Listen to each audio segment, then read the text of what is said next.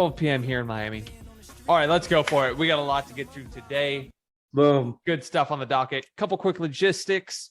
We have another bonus reward coming on day 15 when you unlock that badge. If you want a sneak peek, you can go check out my Twitter banner. We're making custom banners. There's good stuff coming. You had a custom iPhone background, but you got to make the day 15 to get the custom Twitter banner, and it's going to evolve between now and then. The one in my Twitter bio is just a V1. We're upgrading a lot of things here, and so keep claiming your badges so you unlock that. And then Friday or Saturday this week is our halfway checkpoint Q&A. So no live call Friday. We move it to Saturday. Day 15 lets you come. We're going to recap basically every single thing we've done so far. Introduce some new frameworks about what you're going to learn in the second half of the course, and then also just have open Q&A. Ask your questions. We'll have a space for you to write those in. We will answer the best ones as we keep going, but that is all I got. Awesome. Look at all these badges. Here we go. It's that time again. We got the top shippers. Leaderboard's getting a little thinner, especially on Tuesday, because you might not have claimed your rapid fire badge. If you haven't, got to get your third. Keep claiming those. We're on to the third week, really week 2, but if you're not on here, sorry, but most of you are. So amazing job. Captains are on here. You're eligible this week. You're eligible every week going forward. Get your screenshots. Get that all in. Amazing stuff for everyone. We got Look at all these J's. We got a lot of J's crushing it. A lot of J's. The J crew and the M crew is just on fire. There we go. Keep it up. Keep it up. So what we are giving away, hold on, make sure we get some pictures here. What we are giving away for our gold doubloons this week. What do we got? Exciting. Go ahead, next one. We were giving away 3 TypeShare Resonance template packs. So this is another bonus pack that's included in our Build Your Audience on Autopilot course in the Digital Builder Blueprint, which you'll hear a little bit more about over the coming weeks. This one is all about taking your content and building a deep, resonant relationship with your niche audience. And this one is one of my favorites because it cuts out a lot of people. These aren't meant to go viral, but they're meant to build a deep, nurtured relationship with your followers. So, Daniel, what's the number? 0 to, well, we got to pick someone. So, the 4th person to drop ship in the chat gets picked today. And stop. All right, we got 1, 2, 3. Ped, you are picking the numbers today. Daniel, we got 0 to 340, and we have randomized it, so it is not in alphabetical order today. We need 3 numbers, Ped, from 1 to 340. If you could drop all of them at once, that would be helpful. Dun, dun, dun, dun, dun, dun, dun. 4, 254, and 255. Daniel, who do we got?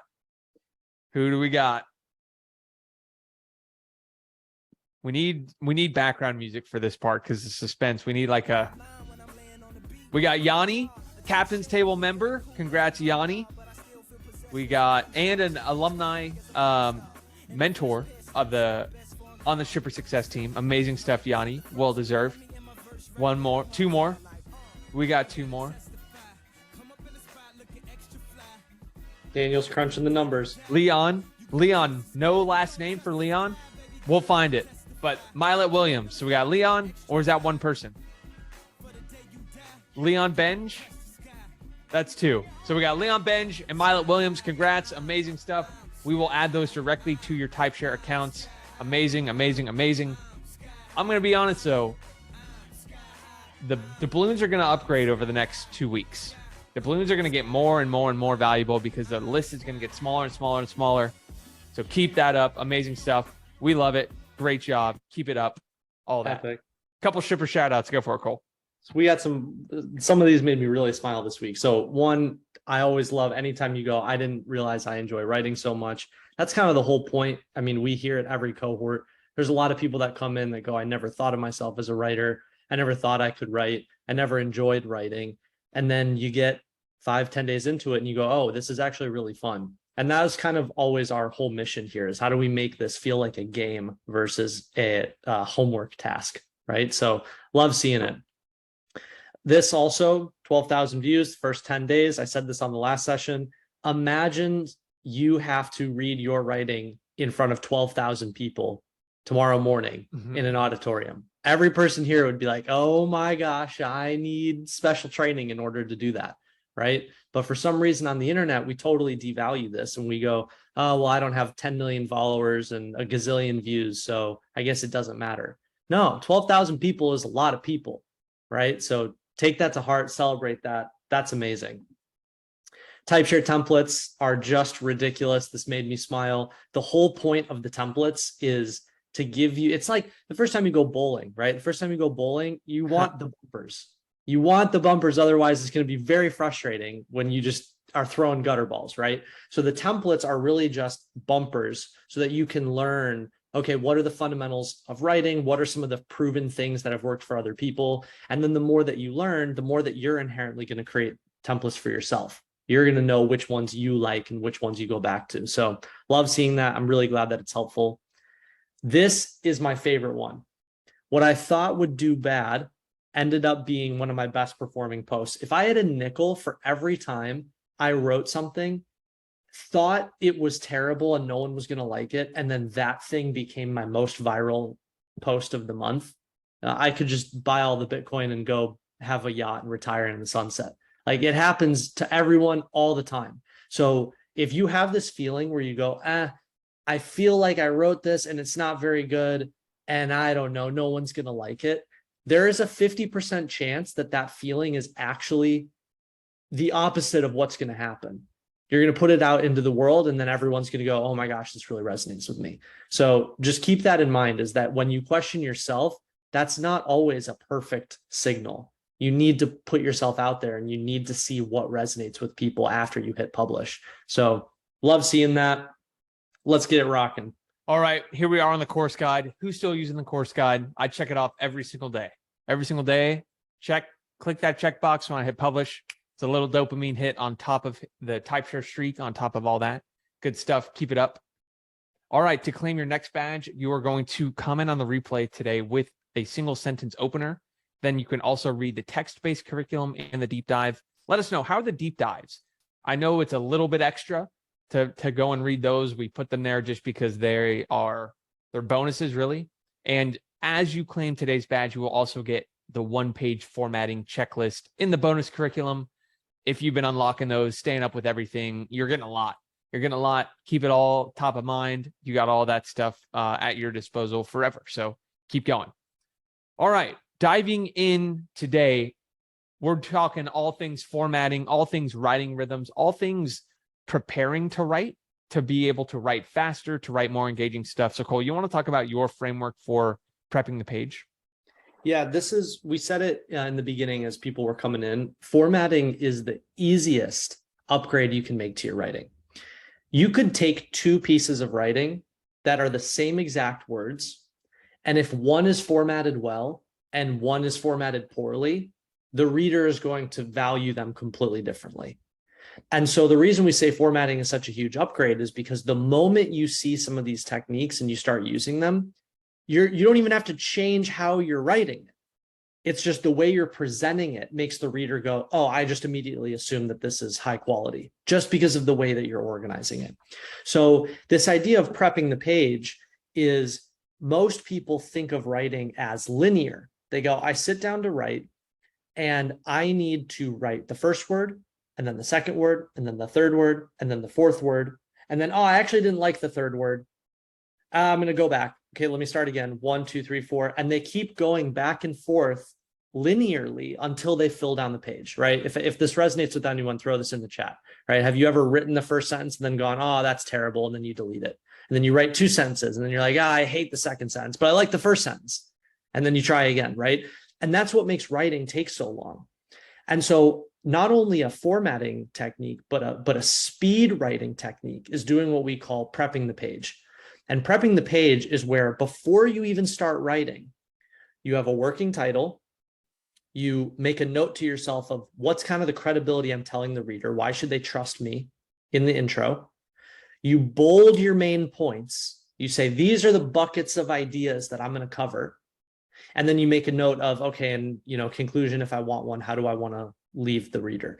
So as a quick example, visually, Look at the difference between these two things, right? Left, you have a blank page. You go, oh man, that's very overwhelming. What am I going to do with that?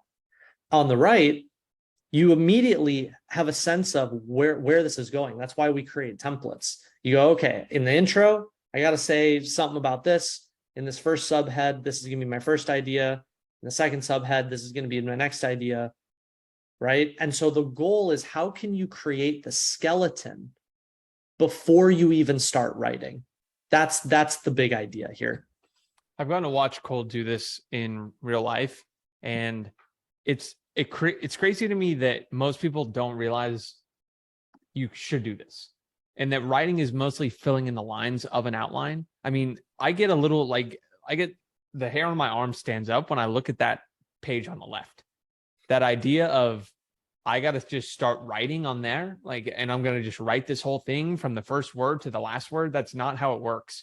So this Prep the Page, we also have a YouTube video that breaks this down of how you can outline. So maybe we'll drop that too. We just put that one out. Cole's process for doing this, because it's really helpful. And I've learned a ton, where no longer do I ever craft any piece of writing linearly. I'm always either working in bullet points or working from some kind of page prep outline, and then I just fill in the lines. So we're going to show you a kind of a synopsis how I think of this. Dickie, you have a version of this that I think works really well also. So all prepping the page is before you get into the writing, right? The language, the sculpting of sentences. You want to give yourself a map, right? Before you set sail, it would be very helpful to know where you're going, right? So how do you know where you're going? Well, you put a working title. You go, okay, well, what are we talking about here? Headlines, okay? And this is where everyone says, well, I need to write to figure it out. No. You can figure it out by writing a headline. The story I always tell, I was writing with one of the most legendary sales copywriters ever. I was up at his house overlooking the whole city of Los Angeles. I'm sitting there. We do a 2-hour writing sprint together. We love doing that together. After 2 hours, he turns to me, he goes, how's the writing? I go, it's great. I've got maybe 8 pages. I'm feeling great about it. And I turn to him, I go, how's the writing? And he goes, good. I've almost finished the headline. That's the difference. That was before I understood why this is so powerful, right? Is because you can figure out what you're saying by playing with 8 words versus 800 words. So you start with a working title. And then you go, I'm going to make a note to myself in the introduction, right? Why should the reader trust me? What are we talking about? Is it my personal credibility, or am I borrowing credibility for someone else? Let me just make a note of it so I can come back. I'll fill it in later. Then in the headline, what was the promise? 3 reasons, 5 mistakes, 7 tips, right? 6 steps. Okay, great. Whatever the promise is, that becomes your main points. 6 steps. Okay, I need 6 sections, right? Step 1, step 2, step 3, 4, 5, 6. Okay. And you go and just bold those. So now your brain knows, okay, I just need to fill in these 6 steps. That's all I got to do, right? You're removing all this friction, so you don't have to think about it. And then if you want a conclusion, same thing as the intro. You make a little note. What's the thing you want the reader to be left with? And if you do all of that, like the page on the right at a glance looks like it's done, right? You read it and it's already written. It's done. You have the title. Here's a quick note on the intro. Here are the main points. Here's what I want to leave you with, which means now when you sit down to write, you don't have to think about writing. You already have the map. All you have to do is just go, I have to expand the intro. I have to expand each of the points. I expand my conclusion. Did I follow up on the promise? Yes, I'm done. And that's how you're able to write things really, really quickly that aren't just words everywhere.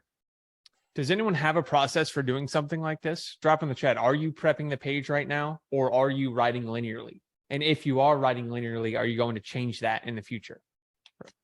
Using templates, prepping the page. So templates are a good way of basically having the page pre-prepped for you, but you could also think about the templates as a way to create your own page prep formula. When you look at those templates, then you can dive in. So I think a lot of people who sit down and say, it's going to take me 2 hours to write this, don't have a good framework for getting ideas out onto the page. And so that takes us to my framework for doing this.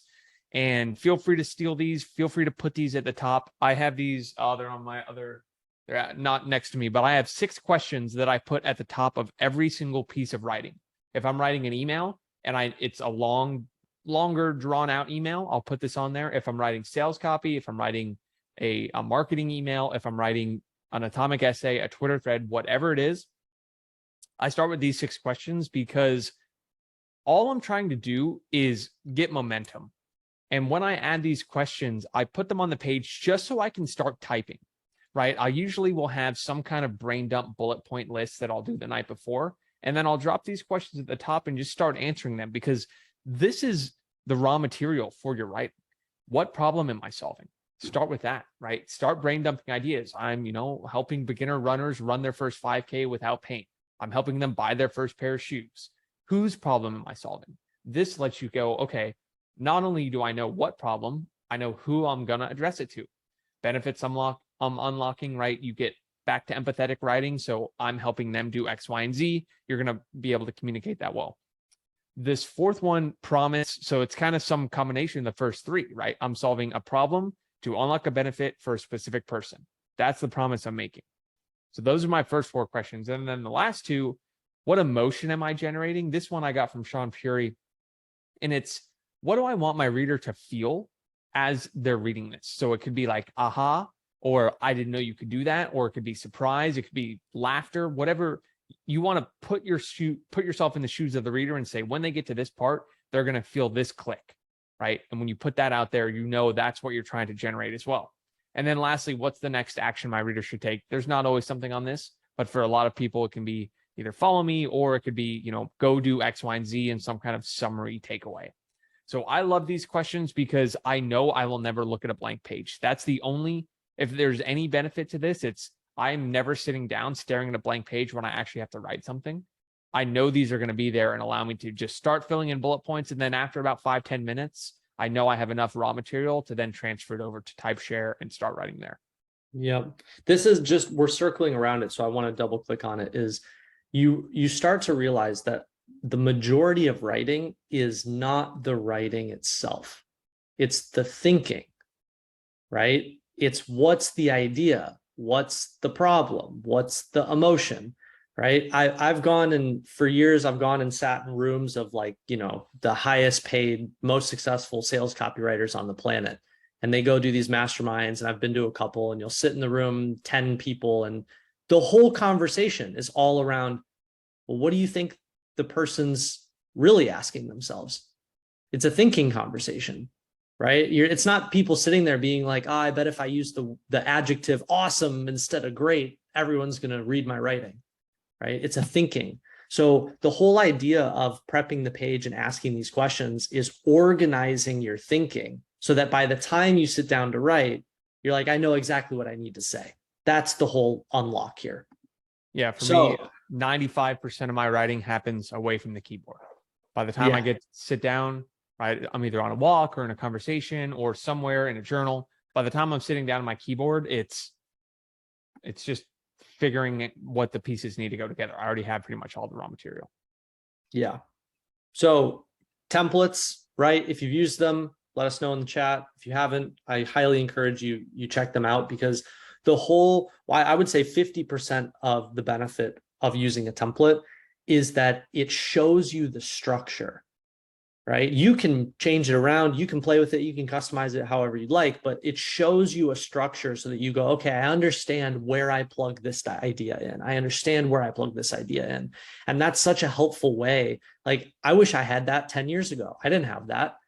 Right. So I had to figure all of these out on my own. And so a huge thing that Dickie and I are passionate about is, okay, well, how can we accelerate that learning curve for you? Right. Just check out these templates, these formats, the way that we organize these ideas. Other creators too, right? Justin's got a template pack on there. We're planning on adding a ton of others. So all things worth checking out. Yes, sir. All right. Let's move on to formatting. So that was prep the page. These are the quickest and most instant upgrades you can make to your writing, where you're going to leave this writing session or this live session with immediate new tools to put in your toolbox and put into practice on your next atomic essay. Yep. So let's go right in. This is my first, I mean, this POV helps a lot. Dick, you want to break this down? I feel like yeah, this is my favorite little story I like to use for how I think about getting someone to read my writing. So if you've ever tried to eat just one chip, it's pretty much impossible, right? You go, okay, I'm just having one chip, and then one turns into two, two turns into three, and then by the time you know it, you're sitting on the couch all the way at the bottom of the bag, and you just happen to eat every single one. And this is my goal as a writer. It's I want my reader to eat just one chip. And that means I'm optimizing my headline, my formatting, my lead in, every single thing that gets them just to open the bag. Because I know if I can get them to open the bag, I'm going to get them to eat the whole bag. Right. But instead of, sitting on the couch filled with regret that you ate the whole bag, my goal is to send them on their way with 6-pack abs. So I'm always saying, you're going to eat this whole bag of chips. It's going to be awesome. And you're going to have washboard abs afterwards. So that's my little jingle. Every single time I sit down, it's like, okay, how am I going to get them to open the bag? And what I can do with that is my headline. It can be visually appealing. It can say, I'm going to tell them exactly what they're going to get. And then I'm basically optimizing the whole piece. First sentence, get them to keep reading, keep just getting them down the page, down the bag, all the way to the bottom. So that's the goal. This atomic essay is a great example. I threw this in here for a reason. So to prove this point, right, let's just read the first 3 sentences. This is an amazing example of how do you get the reader to read one chip, then another chip, then another chip. Okay. First sentence, at the beginning of 2021, I accepted a new role at work. Okay. As the reader, you can't help but ask yourself, what was the new role? Right. So you go, I'll have another chip. You read the second, I said, you eat the second sentence. You read the second sentence, right? 3 months later, I was asked to nominate someone else from my team to replace me. You can hear, you can hear the gasp, right? Like, what happened? Okay. You can't help but eat another chip, right? So then you read the third sentence. A conversation with my boss reversed all that. No way. Right. And next thing you know, you got the whole fist all the way inside the bag of chips. Right. And that is the goal. You as the writer, your goal is to think about every sentence. How are you pulling the reader down the page? And if you can nail that in the first 2, 3, 4 sentences of your piece, it's done. The reader's hand is in the bag.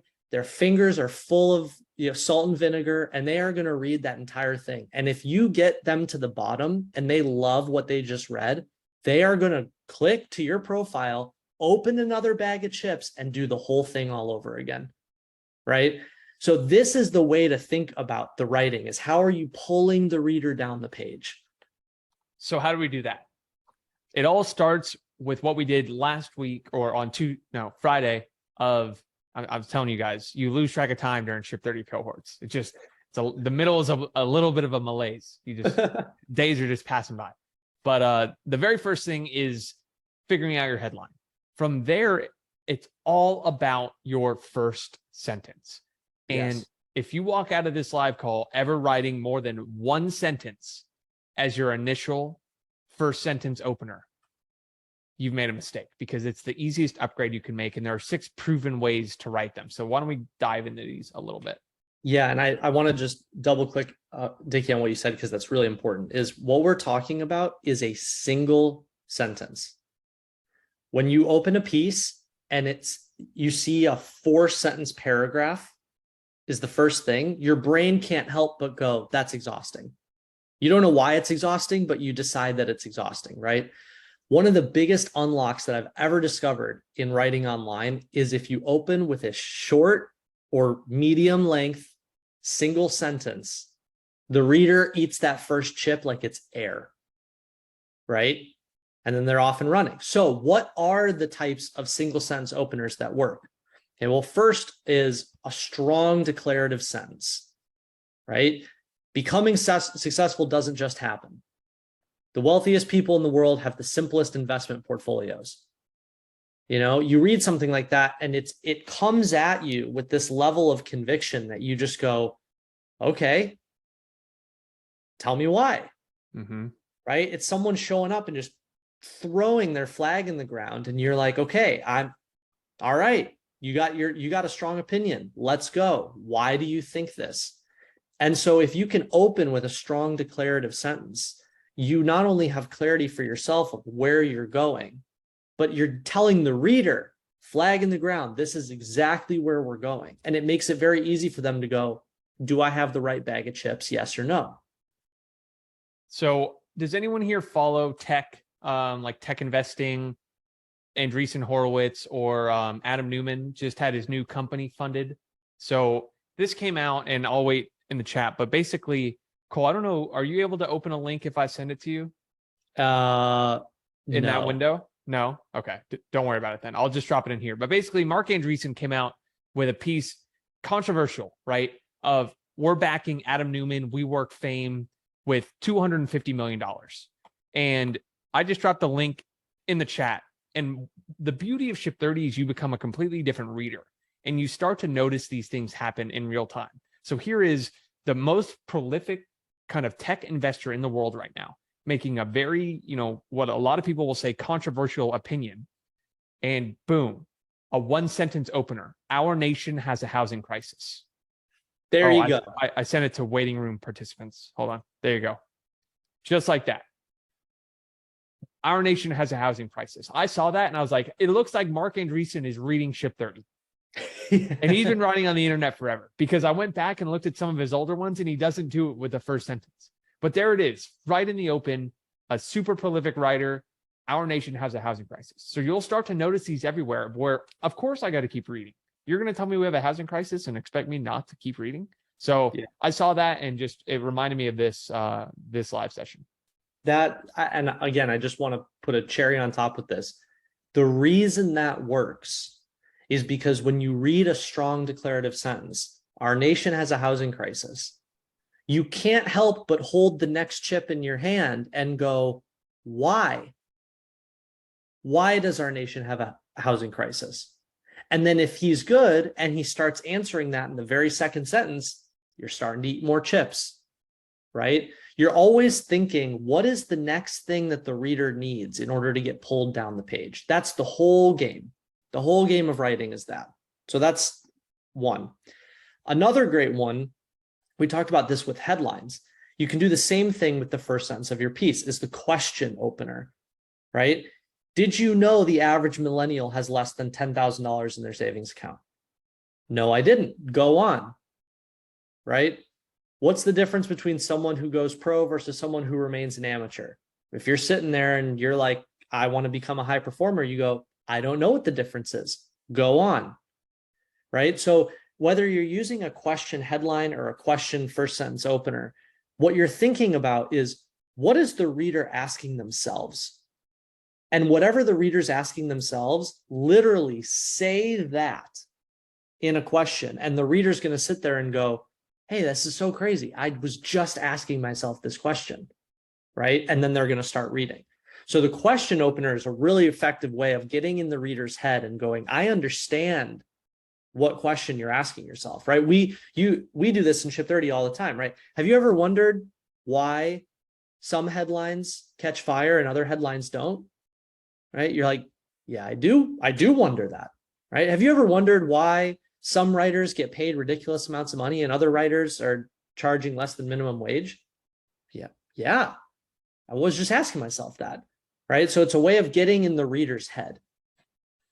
Again, so the first one, all of these are forcing the reader to make a choice, right? So if the question is something they're asking themselves, they're going to keep reading. They're going to eat that chip, right? If they agree or disagree strongly with your strong declarative sentence, they're going to eat that chip and they're going to keep moving down the page. So you can see this framework in action. It's like, how do I get the reader to just be a little bit interested with my first sentence? Yep. And I see this in the chat. I just want to say it. Don't go back. Okay. If you're learning things on this session, in other sessions, and you feel this impulse where you go, oh, I've made this mistake. Should I go back and change everything? No. That's the beauty of Ship 30, sailing forward. Take what you've learned, apply it tomorrow, move on. Okay. Do not worry about going back. Third is the controversial opinion. Okay. So the key with a controversial opinion is it's not about being outlandish. It's not about being ridiculous. It's about saying something in a way that goes against conventional wisdom in your overarching category. right? So it's impossible to be both rich and happy. If you say that, you can already hear the comments, right? Some people are going to agree, some people are going to disagree. Great. That's an amazing way to open. Okay. Especially when the whole Ukraine thing was going on, any sort of opinion about the US should or should not be involved in the war between Russia and Ukraine, right?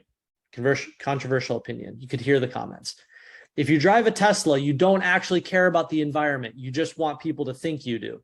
Boom. You kind of can't help but read the second sentence, right? Controversial opinion. Okay. So the key is whenever, or the fourth one's my favorite, men and women should not make the same amount of money. Women should make more. I can hear the fists raised after the first one, and then they're all back down, Right? The first part of the sentence, everyone's like, and then the second sentence comes in, and you're like, okay, wait, let me hear you out. Right? And so the beauty of controversial opinions is you're taking the question, like, what is the reader asking themselves? And you're kind of leaning into how can I push the button a little bit so that the reader gets, like, they read that first sentence and they have this like reaction. And the reaction can be any emotion. It can be, I'm upset and I disagree. It can be, wow, I'm so thankful someone finally said the thing that no one was willing to say, right? It's just you're leaning into some sort of emotion that gets the reader to go, I'm invested. And so again, if you use my 6 questions and you want the emotion you generate to be anger or, disagreement or total agreement or exuberance, right? The controversial opinion you open with will help with that. Yep. Okay. The next one is my personal favorite. I feel like it's become a personal favorite for Dickie as well. It's the moment in time. Dickie, you want to tell your story with this one? Yeah, this initial example here of in 1982, David Ogilvy wrote an internal memo. So that's a Twitter thread I wrote, one of my most successful ever. And I remember I was workshopping the headline with Cole, and we're on the phone. I'm like, yeah, I think this, that, and the other thing. He's like, dude, I think this is great, but just add the words in 1982 to the beginning. And I was like, what? Why? Like, why would I do that? He's like, just trust me. Just trust me on this. And after that, I really dug into what it is about just mentioning a small moment in time when someone is reading something. And when you start with the moment in time, everyone you feel this emotion of like, I'm about to be taken on a journey. Either you go back in time to where was I in 1982, or, oh, wow, I've been sitting here on Twitter reading like whatever platitude takes, and now you're going to tell me this story from 40 years ago. That's 40 years ago. That's actually crazy. So the upgrade here is anytime you're telling a story, just start with the exact moment. So if you look at these, right, in 1982 at 5:46 a.m. Pacific time, my fear of cafeteria trays began in 8th grade, right? When I was 17 years old. These are the small little tweaks that for some reason, when you add, people just want to grab a cup of coffee, a big warm blanket, and cuddle up by the fire of like, just take me on this journey and tell me this whole story. This is one of the simplest but most powerful tweaks you can make to your writing. And I see this, I do this every day. Whenever I'm editing other people's work, it's one of the first things that I look for is we default into, I'm going to just tell you the opinion, or I'm going to just go right to the story. But there's a very helpful thing that happens for the readers in the reader's brain when you root them in a moment. All of a sudden in 1982 makes you feel like you understand where the story is being contained. It has a container for your thinking, right?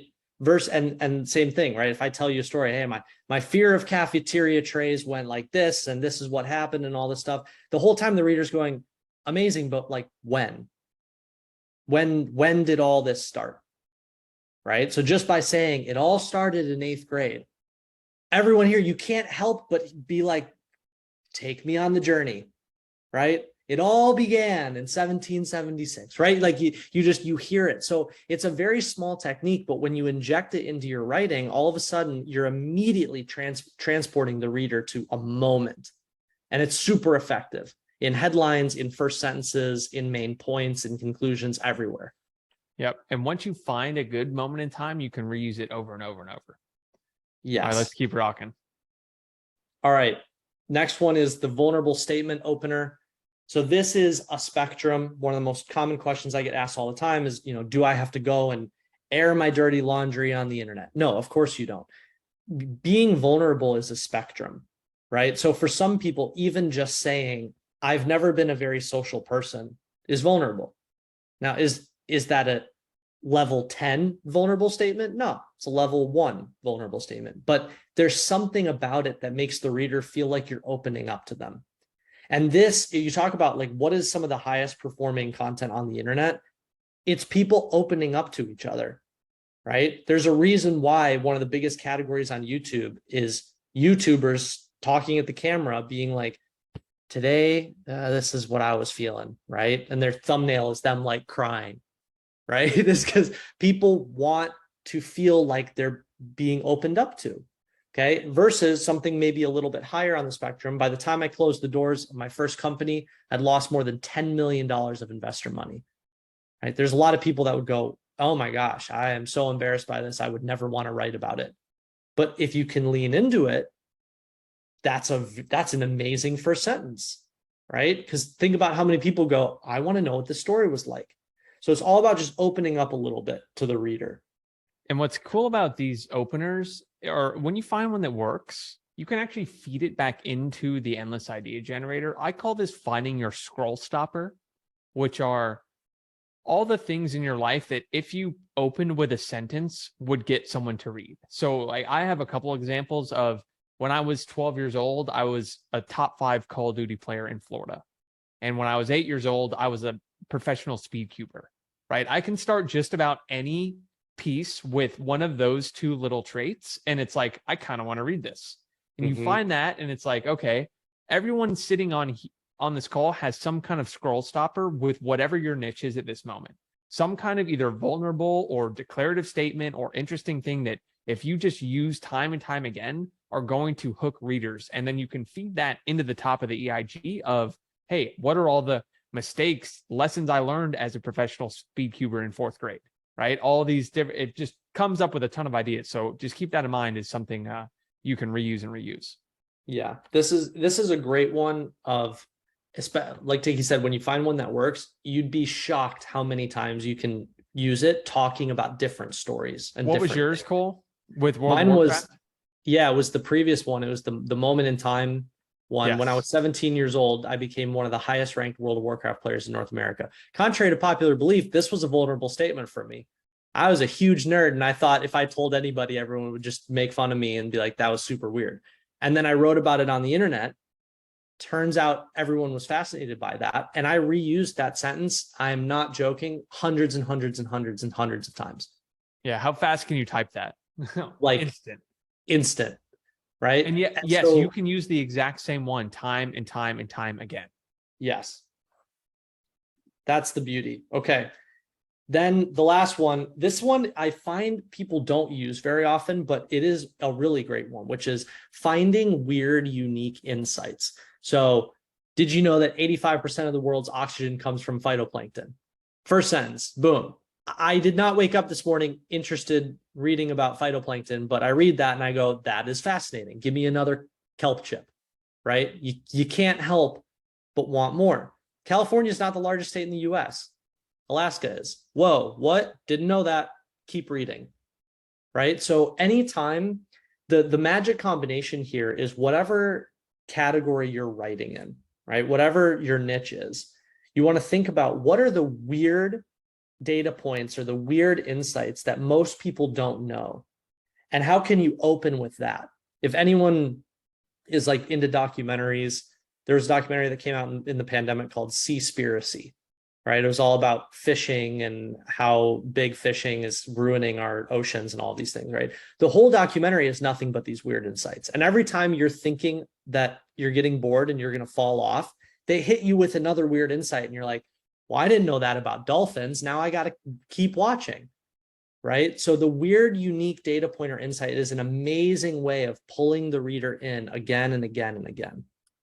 All right. So drop in the chat, which one of these are you going to try in your next atomic essay? Again, this is your toolkit. It's you write your headline and you use our proven headline techniques.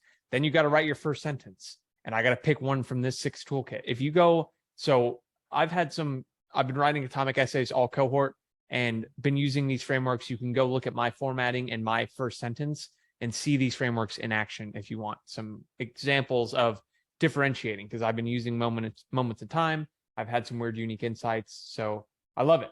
This is all your new toolkit to use. Yep. All right, let's keep rocking because we got some good stuff coming up. All right, phase 2. Okay, so you got the reader to read the first sentence, maybe the first 2 sentences. You can use these single sentence openers over and over and over again, right? You can use them all the way down the page. These are just kind of proven ways of getting in the reader's head and keeping them engaged. The next thing is thinking about, okay, well, what was the promise that I'm making in the headline? And how do I turn the promise and how I'm delivering on the promise into these subheads throughout the page? And what a subhead does, just in a very literal way, what a subhead does is it makes the reader go, here's where you can find what you're looking for, right? Because how do people read on the internet? People do not read linearly.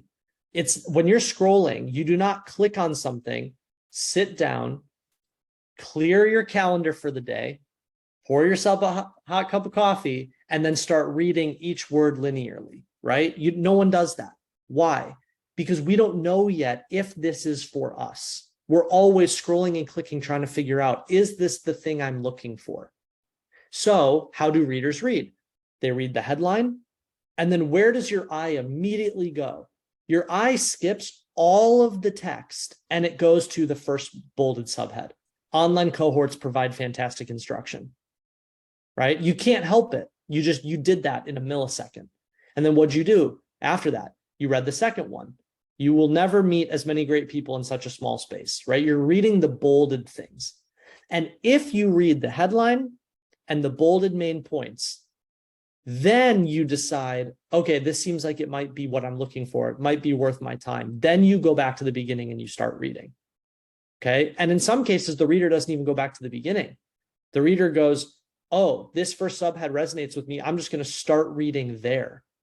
I'm just going to start reading in the first section. So the whole idea of using bolded main points and subheads is that you're bringing the reader's attention to different ideas, going, which one's most valuable to you? I don't even care if you read it in order. Just read the thing that you want. Empathetic writing. Exactly. And you don't realize that you do this subconsciously. No one wants to read that big block opener there. They go headline, first main point, first sentence, and then they keep rocking. So I dropped in the chat one of my atomic essays from this cohort, and you'll see, I'll drop another because it can be helpful just to see examples of these. So I just dropped both those in there. You can click on them and you'll see headline, then you're going to jump to a main point, then you're going to jump to the first sentence and you're skimming. The big POV is people don't read on the internet, they skim. Yeah. So what are the different types of subheads that you can use? Well, there's 2 that can pretty much fulfill every use case. You can either treat your headings, your subheads as pivotal sentences, right? They're kind of like these big moments, like especially if you're telling a story of some kind, you can use them to tell the reader like this is the next milestone in the story.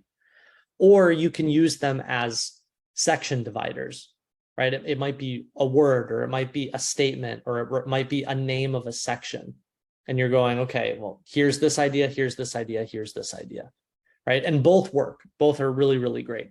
The key is what you're going for is you kind of want to find a way so that when the reader clicks on what you're writing, they read the headline.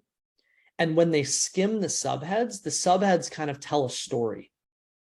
Like they read the subheads and they go, oh, I kind of get it, right? So here on the left, this is one of my favorite examples. If we just read the subheads, the first subhead, then I was pushing Ashley in a stroller late at night to pawn my wedding ring while she chugged her last bottle of milk. That's the first thing you're going to read as a reader because your eye goes there. And you can't help but go, wow, I just stepped into the conflict of this story. I got to know what's happening, right? And then you read the next subhead. The pawn shop was closed. Oh my gosh. And then you read the third subhead. I'm lucky. Things never got that bad again. That's the whole story in 3 sentences, right? And so what's happening is this, it's very weird and counterintuitive, but how people read is they go, I just skimmed the subheads. I get a sense of what this is about. Now I'm going to go back to the beginning and get the full experience. And that's what you're going for. And I hope any close reader is paying attention to this. It's far beyond just atomic essays. It's emails, it's Slack messages, it's any kind of written communication. When I was working at BlackRock, I would get these emails that were just unbelievable blocks of text, no bold, no formatting, no subheads, these memos that they would just expect us to read. And it was horrible. And I'd come and do Ship 30 and be like, why can't people just learn to format their writing into a readable way? It all goes back to empathetic writing. And it's, how can I make it where my reader knows exactly what they're getting into? They have jumping off points. And this, again, we'll hear some pushback sometimes of like, why I shouldn't have to, right? I shouldn't have to do this. Or just because someone skims, I don't want readers who skim. And it really goes back to what we said in the very first live session. If you truly believe that your writing is going to make an impact in some way, you want to give every single reader as much of a chance to jump in as you can. So that means nicely formatting it, nicely starting with the first sentence. And when you put all these together, it's just going to increase the number of readers that actually read what you read, which is really the goal here. That's the goal. And so to further that mission, we ask everyone to please take the formatting pledge in the chat. I promise to use subheads to make my writing more skimmable. We're being serious here, okay? No one reads giant walls of text. No one. Contrary to popular belief, nobody does it. Okay. You're just going to start to see all these everywhere. No, anytime someone does this, you should have them take the formatting challenge or the formatting pledge. Yep. And like Dickie said, you'll notice if you implement some of these things, if you send internal emails at a company that are nicely formatted, people will compliment you on it.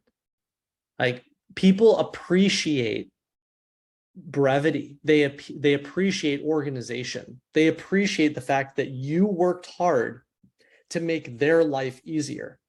Mm-hmm. Right. So that's what we're talking about. So to wrap all of this together, we're going to share with you a writing rhythm. Okay. That not only does this make your writing more musical, but it makes it easier for the reader to slip and slide all the way down the page. You know, all the great sales copywriters call it the slippery slope. You think people are ready for 131? I hope so. During our exit survey, we asked the number one takeaway from Ship 30, and I swear 131 shows up the most. It is once you see it, you can't unsee it because you're going to use it with everything you do. Okay, so what is the 131? And yes, it is probably the community favorite of all of the frameworks that we teach. 131 is the alternation of one sentence, 3-sentence paragraph, one sentence. Okay. And that play back and forth, what the one sentences are doing is they're giving the reader these mini checkpoints. Every time you see a one sentence, like between a big paragraph, your brain can't help but look at it and go, oh, that's the next mile marker. Right. It's like this little, like you're running a marathon and you're like, oh, okay, I just reached a quarter mile. Like, oh, I just reached half a mile. Right. And so what it's doing is it's pulling the reader down the page. So there's different ways you can execute this. But if you read this slide, right, the way you hook the reader is with one opening sentence. What is that? Strong declarative. That's a strong declarative opener. The way you hook the reader is one opening sentence, right? Then you go into a 3-sentence description. Then once the reader has been hooked, you explain what you mean in more detail. You tell them a quick story and you give them a description they can hold on to, right? It's all just expanding that first sentence. Okay, great. Boom, boom, boom. I got it. Just like this slide. Everyone can feel the relief. You're like, oh, I just made it through the first little section. And then it happens again. Then you repeat the same rhythm all the way down the page, right? And now you're in the next section. And all of a sudden, you kind of can't help but get taken away by the waves, and your ship just keeps going down and down and down the page, right? And so the key here is you can execute it in different ways. You can go 1-3-1, 1-3-1, or you could go 1 3 1 3 1 3 1 3, right? But the whole idea is you're alternating single sentences with multi-sentence paragraphs. And that's what creates this musicality going down the page. It's very rhythmic. I mean, if you just read the third block there, you can write short sentences here, or you can write slightly longer ones to keep your reader intrigued. And further still, you can craft an elegant, winding sentence, taking your reader through the ups and downs of your story and delivering them softly to the end, again, just like this slide. Right? This is very easy to read. It all goes back to empathetic writing. You're making it where the reader is like, wow, I don't know why this is so easy to read, but I'm just going to keep going down this page because I don't want to stop. Yep. And another way of executing this is you can organize 1-3-1s between subheads, right? So your intro 1-3-1, and then you have your first subhead, and then you go 1-3-1, and then you have your next subhead, and then you go 1-3-1, and then you have your next subhead. And the beauty of this is, do you think that any reader is going to email you and go, hi, I'd just like to let you know that I read your atomic essay and I noticed that you were using 1-3-1, which is very formulaic. And I just wanted to let you know that I did not enjoy the reading experience, right? No, of course not. The reader has no idea what's happening. All they know is that they're being carried away by the waves, right? And so your goal is to inject this musicality is how do you alternate between single sentences and multi-sentence? And there's a million combinations. If anyone's read my book, The Art and Business of Online Writing, I have like 20 different rhythm writing combinations in there. You can make them whatever you want. The idea is short, long, short, long, short, long. You're just that back and forth. Yep. And you can do 3 bullet points. One, when you're writing tweets, some of my best tweets follow that. You could do 5 bullet points, 1 sentence, 2 sentences, 5 sentences, 2 sentences, 1 sentence. So I think, Cole, you call that 1 2 5 2 1. That's another great one, right? So I saw a question here of, will this be too short for longer articles? It's the opposite. It's exactly what you want to do with a longer article. Otherwise, no one's going to read it. They're going to say, oh, that's a huge block of text. And I just scrolled a little bit and it was like this much moved on my screen. I'm out of here. Versus this is a long article, but for some reason I can't stop reading it because every single sentence just brings me further and further down the page. Yep. So what are the golden nuggets here? Which of these frameworks have you found most helpful? You know, is it the proven openers? Is it the organizing the main points and the prepping of the page? Is it the 1-3-1? What's the favorite? A lot of 1-3-1s. We're going to see this. So if your atomic essay tomorrow doesn't start with a crisp and clear headline, which is what we talked about last week, and then a single first sentence, and then 3 sentences, and then another sentence with a 1-3-1 opener, you're not paying attention.